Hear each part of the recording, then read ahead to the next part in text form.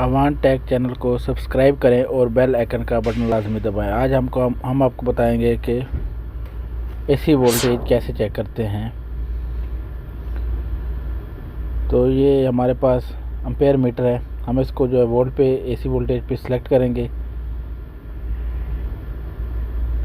تو اس میں جو ہے نا 5 چیزیں جو ہے وہ چیک ہو جاتی ہیں، لیکن ابھی ہم صرف جو ہے اس پہ اے سی وولٹیج چیک کریں گے۔ تو ہم 2 وائر جو ہے وہ اس کے اے سی پہ سلیکٹ کر کے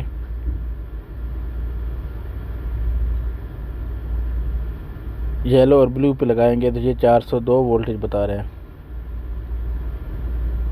ابھی ہم نے ریڈ اور یلو پہ لگایا تو اس طرح ابھی ہم نیوٹرل اور جو ہے ریڈ پہ بتا رہے ہیں، جو کہ ہم کو 231 وولٹیج بتا رہے ہیں۔ مزید معلومات کے لیے ہمارا چینل سبسکرائب کریں۔